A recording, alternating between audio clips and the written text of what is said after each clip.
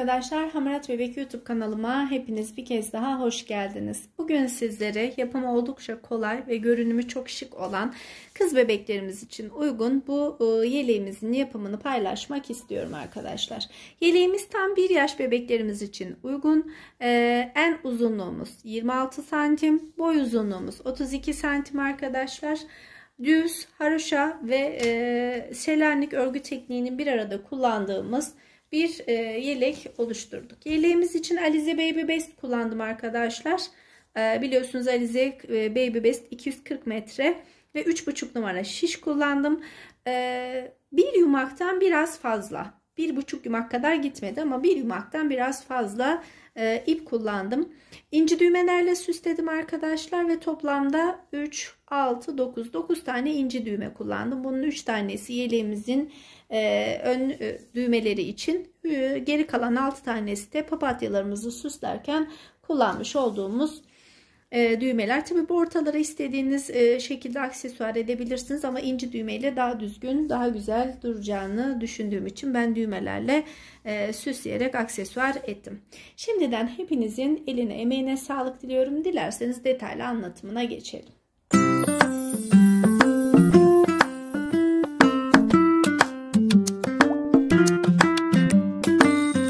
Evet arkadaşlar, artık yeleğimizi anlatmaya başlayabiliriz. Ön tanıtımımızı yaptıktan sonra Alize Baby Best kullanacağım bu yeleğimizi hazırlamak için arkadaşlar. Renk numarası da 185 numaralı pembe ipini kullanmış olacağım ve 3,5 numara şiş kullanıyorum.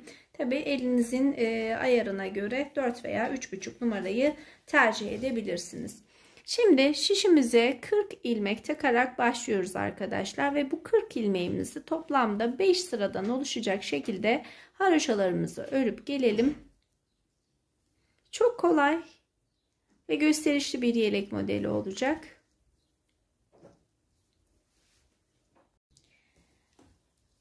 İlmeğimizi başladık ve 5 sıradan oluşan haroşalarımızı ördük. Şimdi ben ilk önce yeleğimizin sol yanını öreceğim arkadaşlar. Sağ yanını örecek olsaydım eğer, başta ilk etapta 7 ilmek, 3, 6 ve 7 ilmeğimi haroşa olarak örecektim. Kalan ilmeklerimi düz olarak örecektim. Yalnız burası yeleğimin sol yanı olacağı için 7 ilmek kalana kadar düz öreceğim. 7 ilmeğimi haroşa olarak öreceğim. Sağ ile solun farkını da bu şekilde ayrıntılı bir şekilde bahsetmiş olalım. Ve sağ ve sol yanımızı hazırlayalım. İkisinin kol kesmelerine geldiğimizde hem ilik evi çalışması hem de roba kısmındaki detaylarımızı birlikte örmüş olacağız. Şimdi arkadaşlar, sol yanımız için baştaki ilmeğimi örmeden alıyorum ve 7 ilmek kalana kadar düz örgü örüyorum.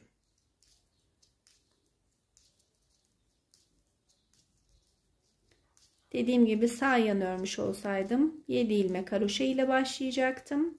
Kalan ilmeklerimi düz örecektim. Ama sol yanımız için ilk etapta düz ilmeklerle başlıyoruz. 7 ilmek kalana kadar düz örüyoruz. Son 7 ilmeğimizde yan patlarımız için haroşa olarak devam edecek ve örgümüzün roba için yeterli uzunluğa gelene kadar bu şekilde örmemiz gerekiyor. Bakıyorum 3, 6 ve 7 ilmek. Şu ilmeğimi de düz örüyorum. Kalan 7 ilmeğimi haroşa olarak tamamlıyorum. Şimdi arkadaşlar, kenar patlarımız haroşa, ortası düz örgü olduğu için haroşa olan kısımlarımız düz örgümüzden daha çekerek duracak. Bu görüntü kısmını daha estetik hale getirmemiz için her 5, 7 veya 10, yani kendiniz ne zaman uygun görürseniz 10 sırada bir sadece haroşa kısmını öreceğiz ve böylelikle örgümüzün daha estetik ve kenar patların daha düzgün durmasını sağlayacağız. Şimdi ben birkaç sıra örüp nasıl bu işlemi yaptığımızın detayından da sizlere bahsedeyim. Daha sonra roba kısmına gelene kadar örgümü sadece düz ve haroşadan örerek tamamlayacağım. Evet arkadaşlar, birkaç sıra ördüm. Söylemek istediğim kısım Düz örgü daha geniş. Haroşa örgü biraz daha çekerek durduğu için yan patlarımızda şuradaki görüntümüzü düzeltmek adına her 7-8 sırada, işte kendinize göre ne zaman yeterli görürseniz 10 sırada bir sadece haroşa kısımlarını dönerek 2 kez örmemiz gerekiyor. Şimdi düz örgümü ördüm. Haroşamı örüyorum. Örgümde. Ve dönüyorum. 7 ilmek haroşamı yeniden örüyorum. Burada ters örgüme geçmeden önce tekrar örgüm için arka kısma dönüyorum. İlk ilmeğimi örmeden alıyorum ve arada boşluk oluşmaması için biraz da sıkı tutuyorum ve kalan 6 ilmeğimi yeniden haroşa örüyorum. Bu işlemi belli aralıklarla tekrarlarsak yan patlarımızdaki görüntü, şu kısımdaki görüntü daha estetik duracaktır. Bu bütün haroşa ve düz örgüleri yan yana koyduğunuzda hepsi için geçerli olan bir püf noktadır arkadaşlar. Aklınızda olsun. Daha görüntü olarak estetik örgüler elde etmiş olursunuz. Şimdi ilmeklerimi yeniden ördüm ve ters örgü kısmına geçtiğimde ters olarak örüyorum ve bir süre örmeye devam edeceğim. Roba kısmına geldiğimde toplamda kaç santim ve kaç sıradan oluşan haroşaları ördüğümün net sayılarını yine sizlerle paylaşacağım. Evet arkadaşlar, artık roba kısmımızı öreceğimiz yere gelmiş bulunuyoruz örgümüzde. Şu an arkadaşlar santim olarak ölçtüğümde 20 santim uzunluğunda ördüm. Kenar haroşalarımızdan saydığımız zaman tabandaki 5 haroşamızın haricinde 36 sıra haroşadan oluşacak şekilde ördüm. 4 kez de dönüş yapmış oldum. Kenarlarımızın düzgün durması için bu dönüşlerim de dahil olmak üzere 36 sıraya tamamlamış olduk. Artık örgümüzün roba kısmını öreceğiz. Ve bunun için baştan 2, 3, 4, 5, 6, 7. 7 ilmek haroşa örüyorum arkadaşlar. İpimi öne alıyorum. Sıradaki ilmeğimin yönünü düzelteyim. Katı açılmış.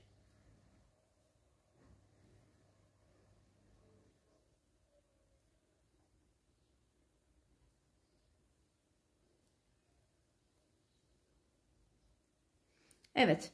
Şimdi ipimi ön tarafa aldım. Sıradaki ilmeğimi ters öreceğim. Yalnız kesme yaparak, yani 2 ilmeği birlikte alarak kesme yapıyorum.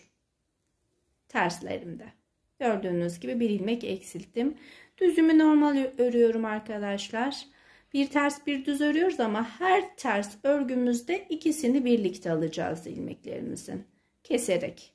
Bir ilmek daha kestim. Düzümü normal düz şeklinde örüyorum. Tersimi yine ikisini birlikte alarak kesiyorum. Düzümü normal düz olarak örüyorum.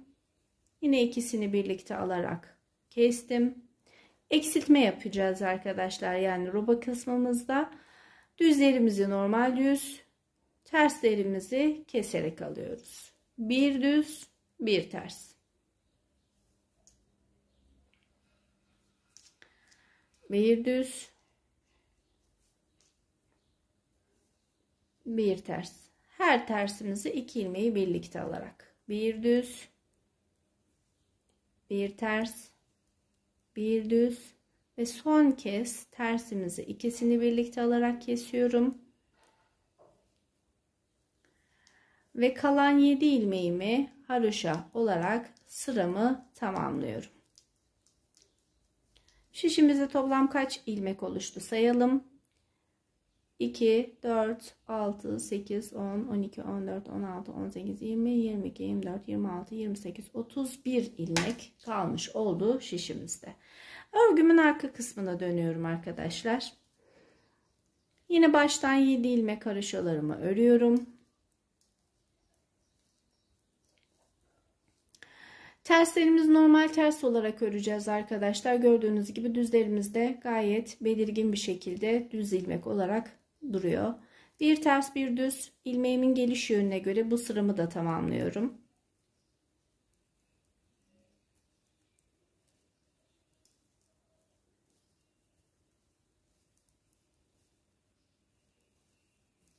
Biraz ilmeklerimizin arasını sıkı tutarsak önde herhangi bir boşluk oluşturmadan görüntü daha düzgün duracaktır. 7 ilmeğimi kaldı. 7 ilmeğimi de yine haroşa olarak sıramı tamamlıyorum. Kesme sıramızı da örmüş olduk. Şimdi bu sırayla birlikte örgümüzde arkadaşlar teknik değişikliği yapacağız. Baştan 7 ilmek haroşamı örüyorum.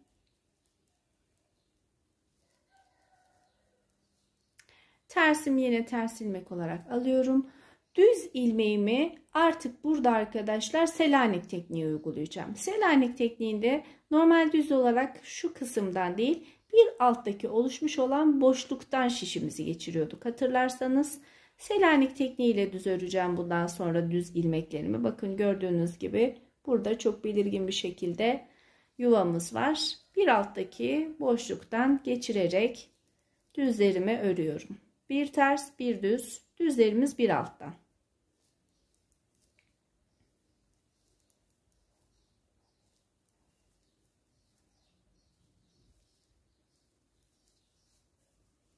Yedi ilmek haroşa öreceğimiz kısma geldik yine. Örgümüzde arka kısma dönüyoruz. Ve yine 7 ilmek haroşamı örüyorum.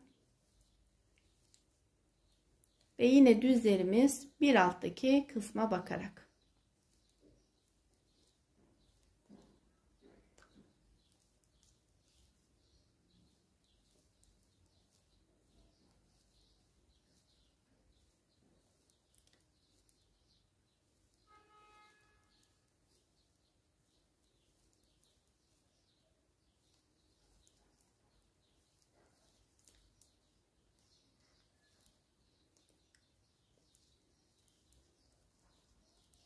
Ve son 7 ilmeğimiz haroşa. Tekrardan örgümüzün ön yüzüne dönüyoruz. Şimdi bu şekilde arkadaşlar Selanik tekniğimizi ve terslerimizi şu kenar haroşalarımız 8 sıra olana kadar örüp gelelim. Evet arkadaşlar toplamda kenarda 8 sıra olacak şekilde haroşalarımızı ördük. Selanik tekniğiyle örgümüzde ördük gördüğünüz gibi. Artık robamızı tamamlayabiliriz. Şimdi arkadaşlar yaka kısmımız için bütün ilmeklerimizi 4 sıradan oluşacak şekilde haroşa olarak öreceğiz. Haroşalarımızı 4 sıra olarak tamamlayalım. 5. sıramızda yaka kesmemizi yapıp omuz boyumuzu örmeye devam edeceğiz.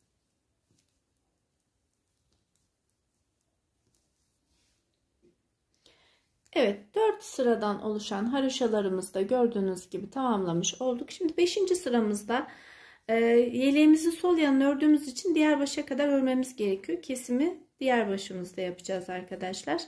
5. sıramızda haroşalarımızı örüyorum.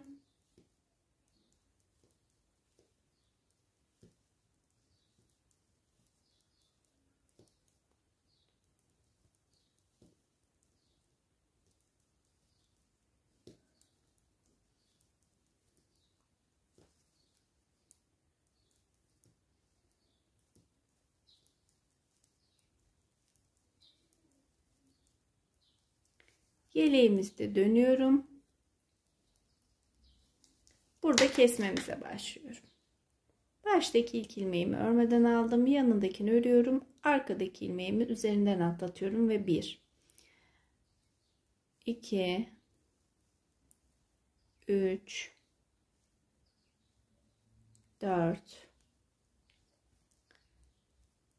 5 6 7 8 9 10 11 12.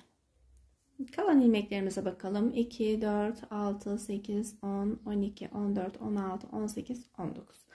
Şimdi şöyle göstereyim arkadaşlar. Ön kısma döndüğümüzde 12 ilmeğimizi kestik örgümüzde. Kalan 19 ilmeğimizi ise haroşa olarak örmeye devam ediyoruz. omuz boyumuz oluşana kadar bu ilmeklerimizi haroşa olarak örmeye devam edeceğiz. Toplamda kaç sıra ördüğümü omuz boyum oluştuğunda yine sizlerle net bir şekilde paylaşacağım.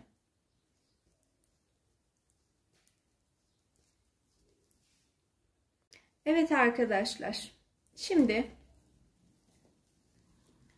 yaka kesmemizi yaptıktan sonra 2, 4, 6, 8, 10, 12, 14. 14 sıramızı ördük. 15. sıramız için ön yüzden örgümüzü ördük. Arka yüzden dönüşte kesme işlemine başlıyoruz. Ben 3 parça halinde örüp dikerek birleştirmek istiyorum arkadaşlar. Arka bedeni örmesi daha kolay olsun diye. İsteyenler tabi omuzdan ilmek atarak arka bedene geçiş yapıp örmeye devam ederler. Ama dediğim gibi ben 3 parça şeklinde örüp birleştirmeyi tercih edeceğim bu modelim için. Ve şimdi kalan 19 ilmeğimi 15 sıra ördükten sonra kesiyorum. Şu an elimdeki sol yanımı omuz hizasından itibaren ölçtüğümde tam 32 santim geldi arkadaşlar. Onu da hemen sizlerle paylaşayım. 1 yaş bebeklerimiz için rahatlıkla kullanılabilir bir ölçümüz 32 santim.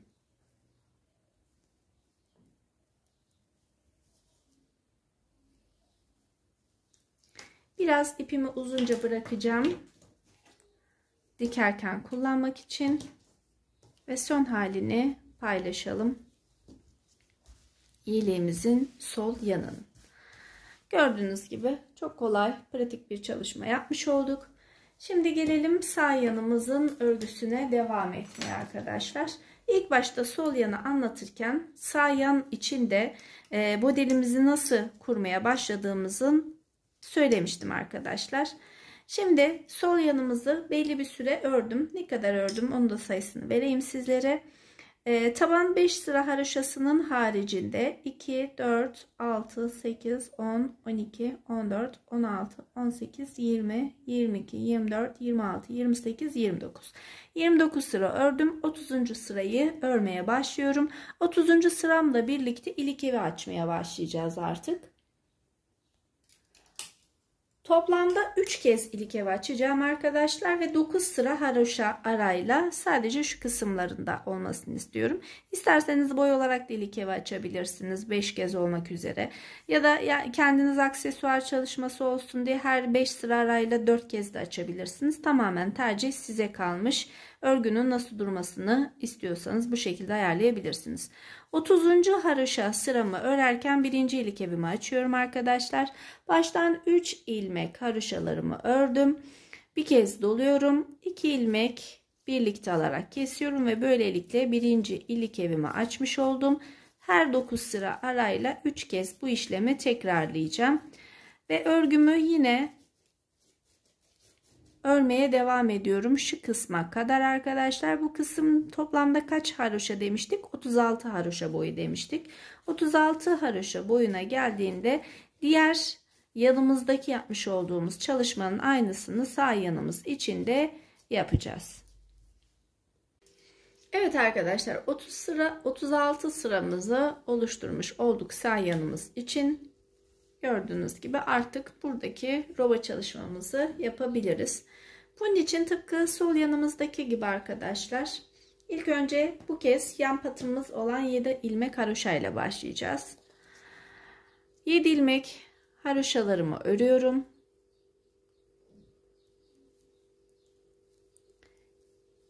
Yine tersle bittiği için ilk ilmeğimiz gördüğünüz gibi arkadaşlar. İlmeklerimin yönünü değiştireyim düzgün durması için. 2 ilmeğimi birlikte alarak bir kesme yapıyorum. İlk etapta kesme ile başlamış olduk. Düz ilmeğimi yine tekli bir düz ilmek olarak örüyorum arkadaşlar. Bu kez sağdan sola doğru gittiğim için ilmeklerimin yönünü değiştirerek ikisini birlikte alarak kesiyorum. Düzümü örüyorum. Her tersimi örerken hem yönlerini değiştiriyorum hem de ikisini birlikte alarak kesiyorum. Bir ters bir düz örgümüzün mantığı. Her terste kesme yapıyoruz.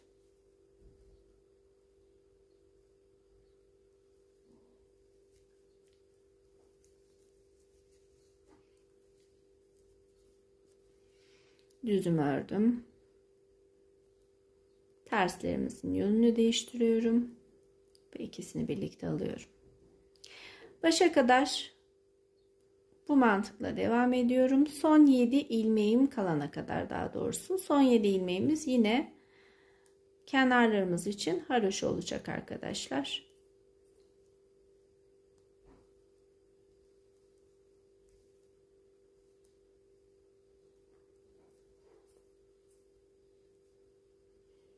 Kestikten sonra bakıyorum. 3, 6 ve 7 ilmeğim kaldı. Bu 7 ilmeğimi de haroşa tekniğiyle örüyorum. Yine haroşaları kendi tekniğinize göre nasıl örüyorsanız o şekilde örmeniz gerekiyor. Başa kadar gelmiş olduk. Dönüşte 7 ilmeğim yine haroşa.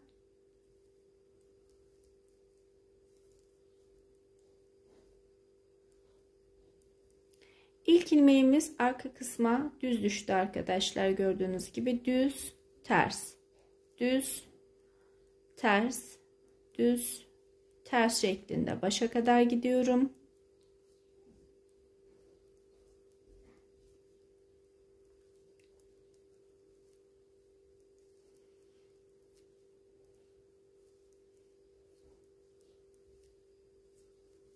Yine 7 ilmeğimiz yan patımız için haroşa olarak devam ediyor. Ve dönüp örgüme bakıyorum. 2, 4, 6, 8. Bir sıra sonra ilikeve açacağım arkadaşlar. Yine buradaki düzlerimizi ve terslerimizi takip ediyoruz. Yalnız Selanik tekniğine geçiyoruz. Şuradaki Selanik örgüsünün aynısını burada da uygulayacağız. Kaç sıra arkadaşlar? Kenardaki haroşalarımız 8 sıra olana kadar. Yani sayıları diğer yanla aynı şekilde yapacağız. Bu kısımda dikkat etmemiz gereken en önemli özellik ilikevi açmamız gerekiyor. Bir sıra sonra ikinci ilikevimi açacağım ve 9 sıra sonra bir kez daha ilikevi açacağım ve bütün sayıları aynı şekilde uygulayarak sağ yanımızı da bitirelim. Evet arkadaşlar, Selanik roba çalışmasında yapmış olduk. 2, 4, 6, 8 sıra ördük arkadaşlar. Şimdi ilikevi için 2, 4, 6 sırada örmüş olduk. 7. sıramızı örüyoruz. 7. sıramıza başlarken de artık bütün ilmeklerimizi haroşa olarak öreceğimiz şu kısma geldik. Toplamda 4 sıra haroşamızı öreceğiz. 5. sırada kesme işlemini, yaka kesme işlemini yapacağız. Bu arada ilikevimizi de unutmamamız gerekiyor. 9. sıramızda ilikevimizi de açacağız.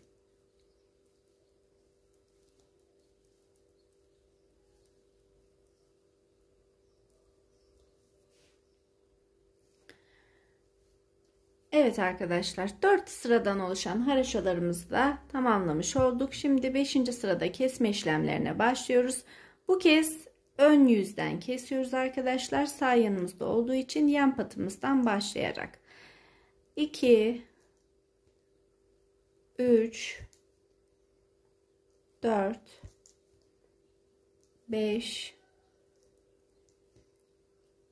6, 7, 8, 9,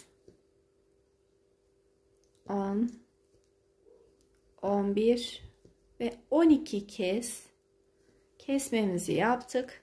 Şimdi kalan 19 ilmeğimizi ise yine tıpkı diğer yanımızdaki gibi 19 sıra haroşa olacak şekilde öreceğiz ve omuzumuzu da keserek ikinci parçamızı da tamamlamış olacağız.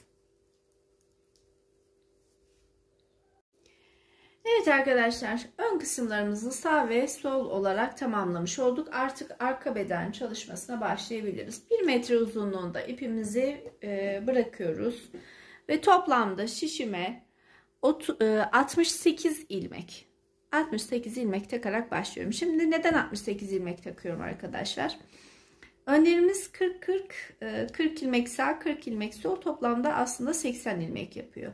Yalnız 7'şer ilmek yan patlarımız gördüğünüz gibi üst üste geleceğinden dolayı önlerin toplam sayısından 7 ilmek eksik başlamamız gerekiyor. Ayrıca robaya kadar öreceğimiz kısım tamamen şu kısım arka bedende düz örgü olacağı için düz örgüler daima kendini açan modellerdir arkadaşlar.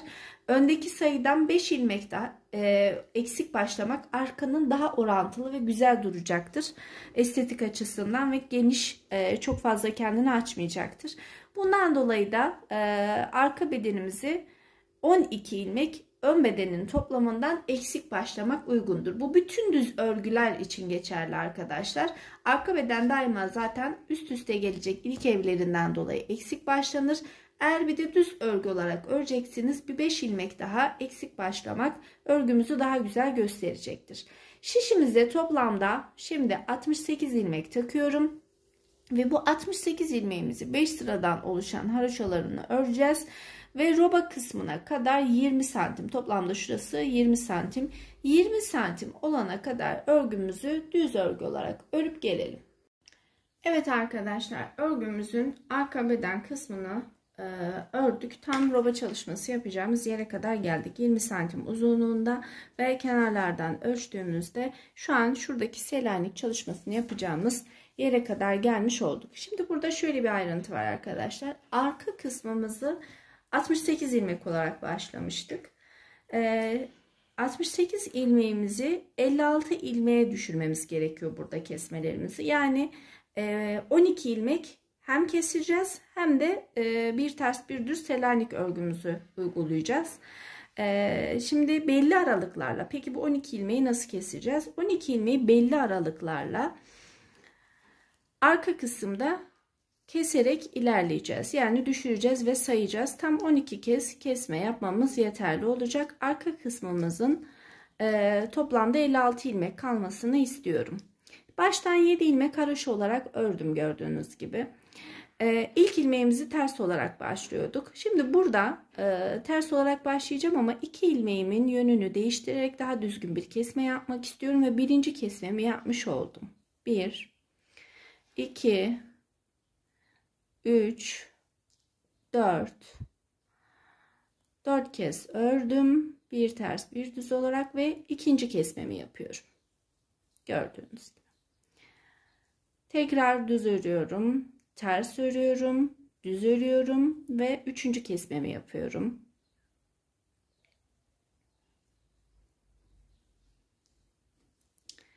Düz örüyorum. Tekrar dördüncü kesmemi yapıyorum.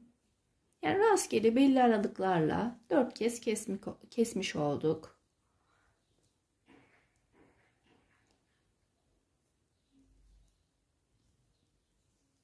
Beş kez yine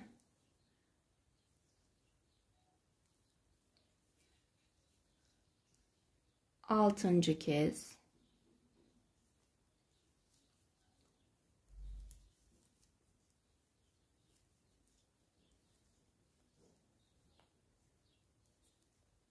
yedi,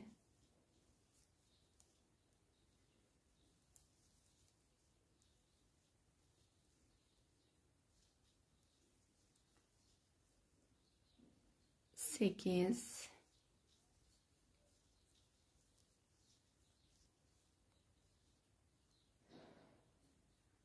hatta onu şöyle yapayım, 8,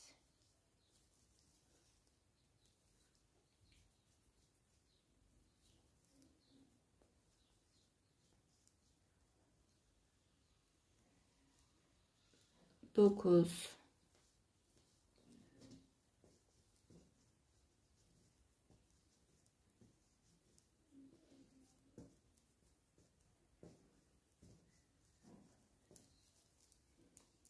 10,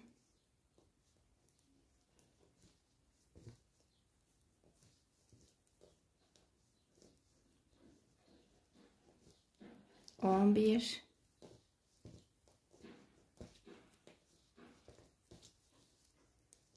12. 12. kez kestim. 3, 6, 7 ters, düz ve kalan 7 ilmeğimiz haroşa. Belli bir oran gözetmeden belli aralıklarla 12 kez keserek örgüme 56 ilmeğe düşürmüş oldum. Arka yüze dönüyorum. Burada baştaki 7 ilmeğimiz yine haroşa olarak örmeye devam edeceğimiz ilmeğimiz ve ilmeklerin gelişine göre yine bir ters bir düz olarak bu sıramı da tamamlıyorum. Bir sonraki sıramızda Selanik tekniğine başlayacağız ve toplamda kenar haroşamız 8 sıra olana kadar örmemiz gerekiyor.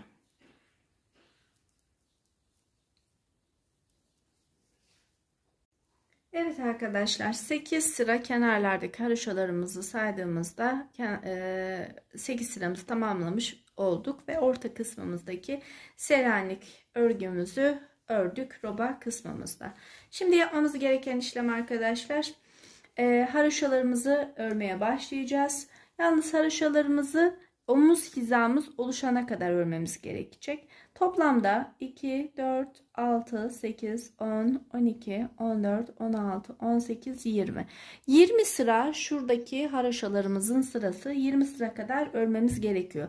Yalnız omuzlarımızı biraz daha dik ve belirgin göstermek istediğimden dolayı ben 20 sıra değil arkadaşlar, 16 sıramı örüp tamamlayacağım. 17. sıramda kol kesmelerimi başlayacağım. Yakamı keseceğim. Kollardaki örgümü örmeye devam edeceğim. Şimdi 16 haroşa boyu oluşana kadar sadece haroşalarımızı örüp gelelim. Evet arkadaşlar, 16 sıradan oluşan haroşalarımızı tamamlamış olduk. Artık omuzlarımızdaki kol çalışmasını yaparak videomuzu sonlandıracağız. Şimdi arkadaşlar, hatırlarsanız ön parçalarımızı örerken omuzlar için bırakmış olduğumuz sayı 19'du. Şimdi baştan 19 ilmeğimi öreceğim. 5, 6, 7, 8, 9, 10, 11, 12, 13, 14, 15, 16, 17, 18 ve 19. 19 ilmek haroşamı örüyorum ve örgümde geri dönüyorum. İpimi arka tarafa attım. Şimdi haroşalarımı örmeye devam edeceğim. Bu bizim 17. sıramız aynı zamanda kollarımızın çalışmasını yaparken.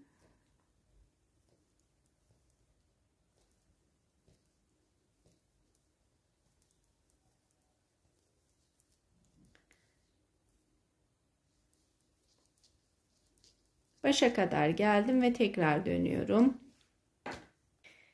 Evet arkadaşlar, gördüğünüz gibi dönerek 3 sıra daha örmüş olduk ve haroşa boyumuzu Selanik örgümüzden sonra 19 haroşa boyuna çıkarmış olduk. Şimdi bu 19 ilmeğimizi şişimizin üzerinde 3 sıra daha fazladan ördükten sonra kesme işlemlerine başlayacağız. Bir ilmek örüyorum ve arkadaki ilmeği üzerinden atlatarak kesmeye başlıyorum. İpimi hiç kırmadan yaka kesintisini de aynı sırayla birlikte yapacağız. Böylelikle yeniden ip bağlayıp örgümüzdeki görüntüyü bozmamış olacağız arkadaşlar. Bunu nasıl yaptığımı şimdi detaylı olarak paylaşayım. İlk önce sağ omuzumuzu kesiyoruz ve 19 ilmeğimizi 3 sıra daha fazladan örmüş olduk. Yakamız 16 sıra, omuz boyumuz 20 sıra, kesme sıramızla birlikte 20 sıra olmuş oldu.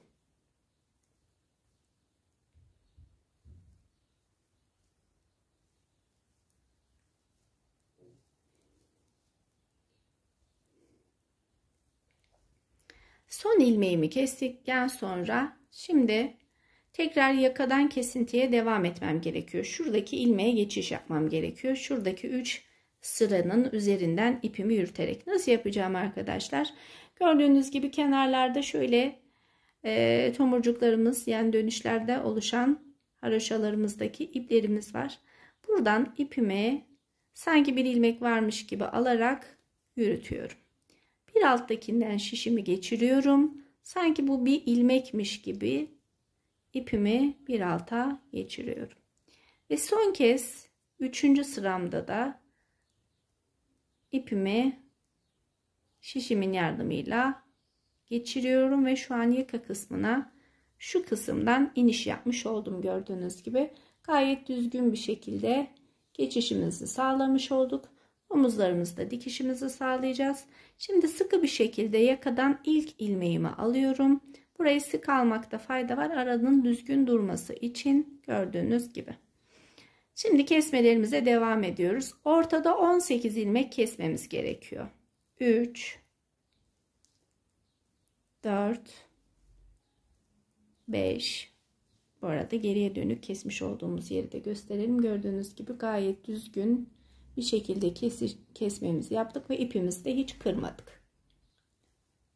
18 ilmeğimizi yakamız için kestik. Kalan 19 ilmeğimiz için de yine aynı işlemi yapıyoruz arkadaşlar.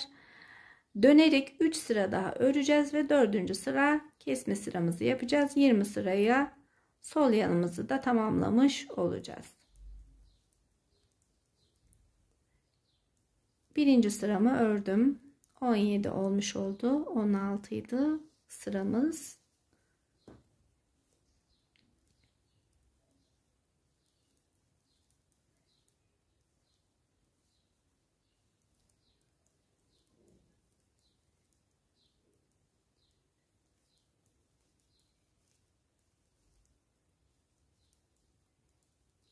Tekrar dönüyorum.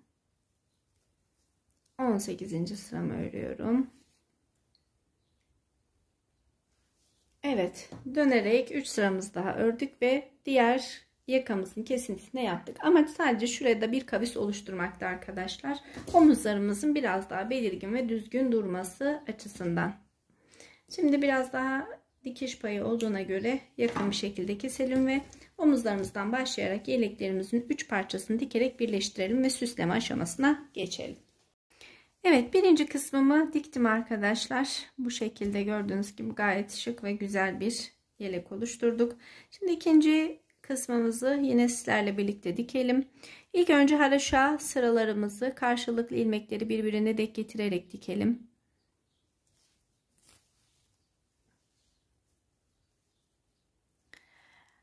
Gördüğünüz gibi ilk sıra yuvarlağımız bu şekilde. İğnemi buradan geçiriyorum. Daha sonra aynı hizaya karşıdan geçiriyorum. Yine ikinci sıramızdan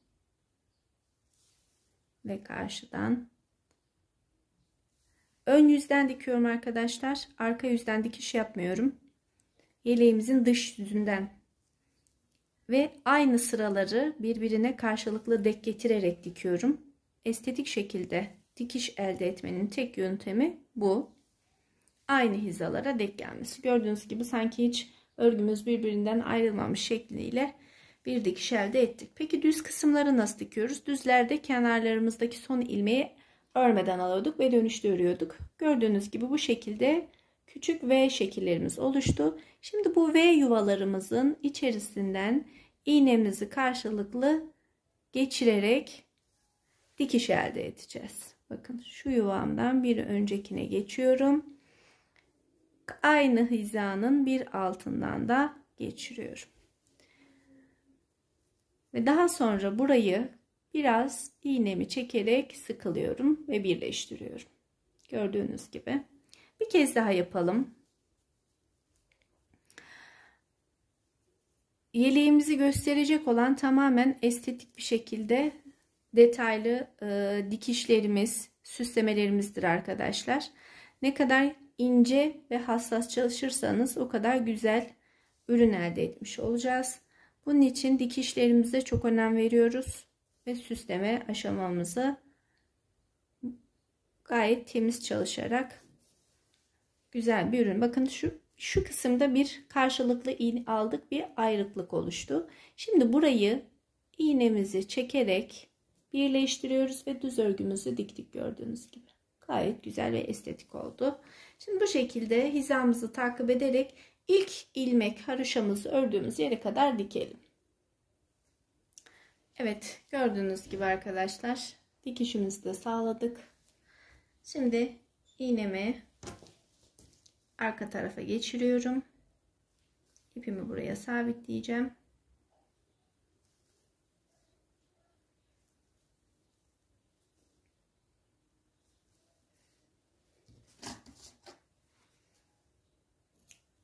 Omuz kısımlarımızı nasıl diktiğimizi de paylaşayım sizlerle. Omuzumuzda iğnem, ipliğimiz hazır olduğu için bu ipliğime geçireceğim. 19 ilmek her iki tarafa da bıraktığımız için karşılıklı ilmek sıralarımızı birbirinin ucuna denk getiriyoruz arkadaşlar. Baştaki kısımdan iğnemi sabitliyorum. Şimdi birinin her iki yüzünde iç kısımlardaki kalan V'lerin uçlarından iğnemi geçirerek dikişimi sağlayacağım. Omuz kısımları dikmek daha kolay gördüğünüz gibi. V'lerin içerisinden iğnemi geçiriyorum. Karşılıklı aynı hizadan.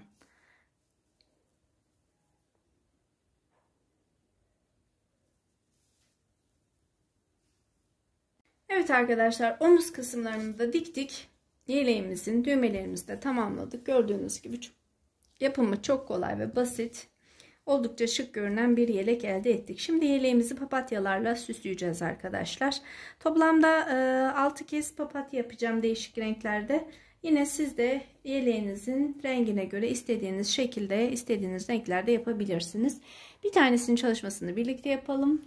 Diğerlerini yapıp yeleğimize yerleştirdiğimizde artık videomuz da tamamlanmış olacak. Şimdi arkadaşlar ilk önce 2,5 numara tığ kullanıyorum. Yine daha önceki örgülerimden artmış iplerimi değerlendirerek papatya çalışması yapacağım. Şişime tığıma toplamda 1, 2, 3, 4, 5 kez zincir çekiyorum arkadaşlar. Ve ilk çekmiş olduğum zincirin içerisinden tığımı geçirerek bir yuvarlak oluşturuyorum. Gördüğünüz gibi minik bir yuvarlak oluşturdum ve bu yuvarlağımdan sonra toplamda 3 adet zincir çekiyorum. Yuvamın içine batarak küçük bir tomurcuk oluşturuyorum. 1, 2 zincir çekiyorum. Tekrar aynı yuvanın içerisine batarak sık iğne şeklinde ikinci bir yuva oluşturdum. 2 zincir çekiyorum. Aynı yuvaya batıyorum. 3. 2 zincir çekiyorum. Aynı yuvanın içerisine batıyorum. 4. 2 zincir çekiyorum. Yine aynı yuvanın içerisine batarak beşincisini oluşturdum. Tekrar 2 zincir çekiyorum. Bu kez 3 zincir çekmiş olduğum ilk başlangıç zincirimin üzerine batarak sabitliyorum. Yine küçük küçük yuvalar oluşturduğumuz bir orta çalışması yapmış olduk. Burada 1, 2, 3, 4 kez zincir çekiyorum. Şimdi hemen bu sabitledikten sonra gördüğünüz gibi burada bir ilk yuvam var. Bu yuvamın içerisinden başlayarak bütün yuvaların içerisine fıstık çalışması yapacağız. Nasıl yapıyoruz?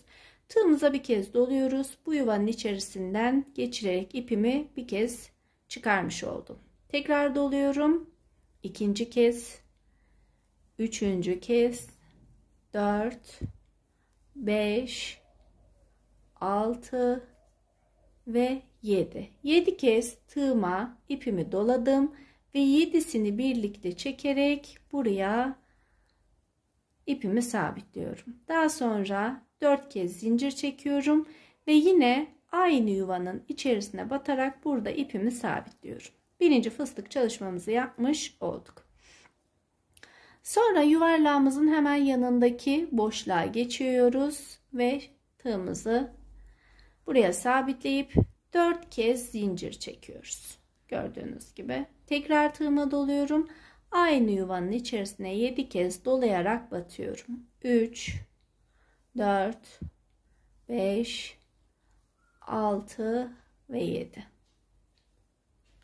7'sini birlikte çekiyorum. Bir zincir çekerek tepe noktasından sabitliyorum tığımı. Daha sonra burada yine 4 tane zincir çekip son kez aynı yuvanın içerisine batıyorum.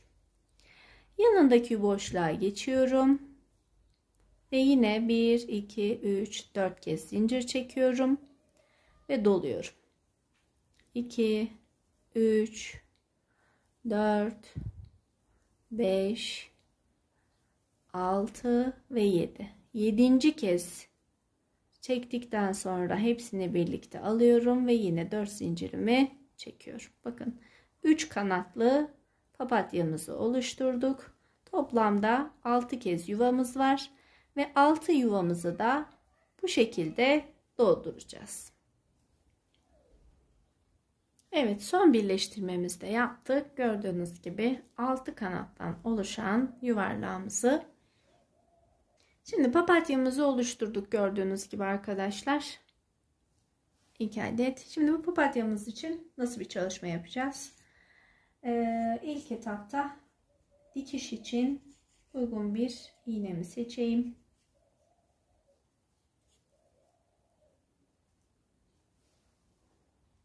Şimdi bu papatyamızın ortasına inci düğmelerimizden bir tanesini alıyorum ve yerleştiriyorum. Tam orta kısmına gördüğünüz gibi. Daha sonra papatyamın arka tarafına geçiş yapıyorum. Ve düğmemi buraya sabitleyeceğim.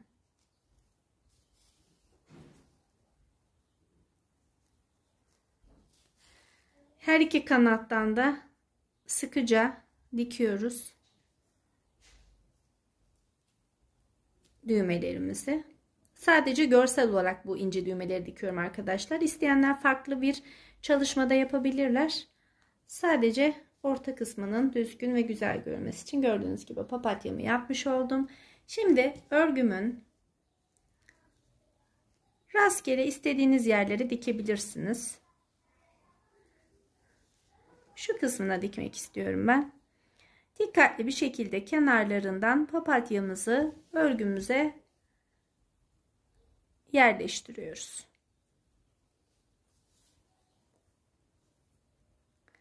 Zincirle sabitlemiş olduğumuz kısımlardan başlayarak dikerseniz papatyamızın görseli daha düzgün duracaktır. Bu da püf nokta olarak aklınızda bulunsun.